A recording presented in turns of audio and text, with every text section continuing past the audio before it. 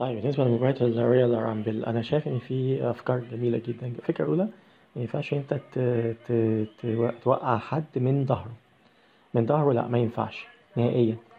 إن بعد ما يوقع حد بياخد امتياز، إن هو مادام وقع، إن هو مادام وقع حد، ما ينفعش إن أنت تتحرك وتروح له وتوقعه إلا بعد فترة إلا بعد فترة معينة. دي بتدي متعة كبيرة قوي. يعني ممكن تديله مثلا إيه، إلا بعد أقل حاجة تديله مثلا دقايق معينة قبل ما توقعه. ده بيبقى امتياز ليه، إن دي حاجة مميزة ليه، إن هو ما ينفعش يقع إلا بعد فترة معينة، دقايق معينة. ممكن نقول نديله مثلا دقيقتين، ممكن نديله أكتر، إلا في حالة واحدة طبعا، لو كان هو آخر واحد. كويس، إلا لو كان آخر واحد.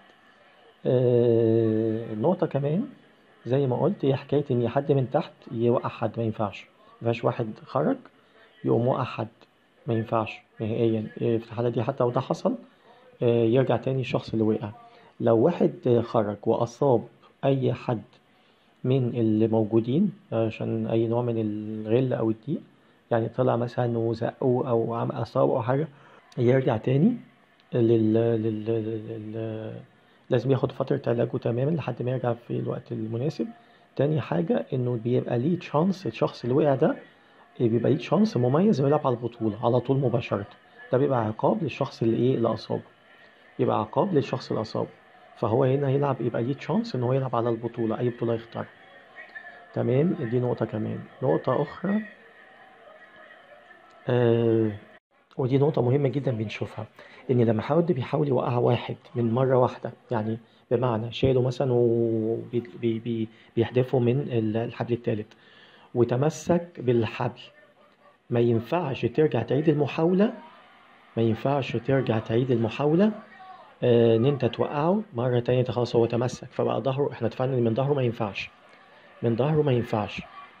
طيب هل لو من وشه هل ينفع؟ لا، في الحالة دي ما دام أنت ليك عملت محاولة أولى وفشلت، لازم تستنى لحد ما يبقى جوه. يبقى جوه فعليا ونزل برجليه الاتنين. يبقى فعليا جوه ونزل برجليه الاتنين، رجليه الاتنين نزل بيهم. تمام، يعني نزل فعليا برجليه الاتنين، بقى جوه الرينج. في الحالة دي تقدر تعمل ده، تقدر ان انت ولازم برضو زي ما اتفقنا يكون من وشه، يعني دخل من وشه وبقى جوه رينج برجليه الاتنين، بقى في حالة ثبات. بقى في حالة ثبات. فالنقطة دي برضو مهمة. دي أمر آخر. بالنسبة لحكاية الوقت ما بين المصارع والتاني في الدخول الرامبل، أنا شايفها دقيقتين مناسب ووقت جيد حقيقي. حتة النقطة بتاعت العدد 30 وكيفية دخولهم، أنا شايف فيها غبن كبير قوي. حكاية إن الناس تبدأ وناس ممكن تقعد بالفترة طويلة جدا وناس تانية لأ. يعني ما شايف فيها غبن كبير، شايف فيها إن هي مش جيدة بصراحة. فأنا شايف إن لازم يكون ليها نظام مختلف. ليه لأ إن ما يكونش مثلا إن نحسبها عشرات. أول 10 يلعبوا أوكي، طبعا يبقى فيها مش زمن بينهم 20 دقيقة كاملة تقريبا، أو بتتكلم في حوالي 16 دقيقة تقريبا. نقول مقبولة شوية، وبرضه تكون بناء على تصنيف معين، تصنيفات معينة، إن مين اللي يدخل أول اتنين ثم التالت ثم الرابع وهكذا في أول 10. طيب أول 10 لعبوا تمام. في الحالة دي الدخول بعد كده من أول 11، طبعا حسب المتواجد طبعا في أول 10 دول، حسب المتواجد بعد كل اللي قلناه ده.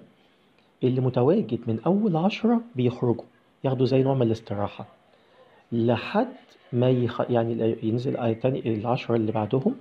كويس، يكملوا العشرة اللي بعدهم، فينزلوا مرة تانية بعد فترة زمنية. يعني نحسب لهم مثلا الفترة قد اللي لعبوها، يعني مثلا اللي فاضل ده مثلا احنا اتفقنا بعد مثلا أول 16 دقيقة، أو أول مثلا قلنا 20 دقيقة، حسب الموجود. يعني الموجود على قد فترة زمان اللي لعبها. يعني مثلا اللي متواجد ده لعب قد إيه، اللي هو متواجد مازال من العشرة الأوائل، بيقعد فترة راحة مقابلة للي لعبه.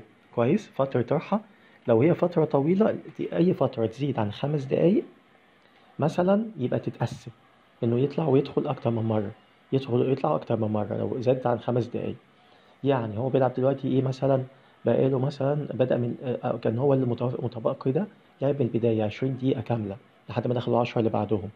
ففي الحالة دي بيخرج ياخد راحة 5 دقايق، بعدين يدخل مع اللي فاضلين، ال10 اللي فاضلين، يلعب فترة برضو زمنية، ثم يخرج مثلا أو يخرج آسف 10 دقايق ويرجع 10 دقايق، ويرجع 10 دقايق وبعد ياخد 10 دقايق، وهكذا. يعني ياخد نص مسافة للعب راحة، ثم ياخد نص مسافة تانية راحة بعد كده. ده بالنسبة للإيه؟ يعني كان في ال10 اللي بتوع أول مرة، ال10 في النص بياخدوا الراحة بتاعتهم نص الوقت ده. تمام، ياخدوا الراحة نص الوقت ده. تمام، اللي ما ياخدش بقى الراحة ال10 الأخرانيين اللي هم في آخر 10 بينزلوا، دول ما ياخدوش الراحة خالص. فدي نقطة حلوة أوي لذيذة يعني، فأنا شايف إن كمان ده تعديل جميل جدا. طيب أمر آخر كمان، أنا بشوف إن لازم اللي يفوز برويال رامبل لازم على الأقل لازم يخرج عدد معين. تمام، لازم يخرج عدد معين، إن كان بدأ من البداية، إن كان بدأ آه إن كان بدأ بالبداية ماشي، أقل عدد يكون خرج 4. بالنسبة للي بدأوا في النص التاني أقل عدد يكون خرج 2. اللي خرج في النص اللي دخل في النص الأخير أقل عدد يكون خرج مثلا 1 مثلا، ولا ممكن نقول لأ، نقول 5. نقول 5 في اللي هم بدأوا، اللي بدأ يعني مثلا من أول 5 دخلوا، أول 5 دخلوا يخرج أقل حاجة 5. لو بنتكلم في في 5 رقائق، 5 تانيين يبقى خرج 4. في ال5 التالتين يخرج 3. في ال5 اللي بعد كده يخرج 2.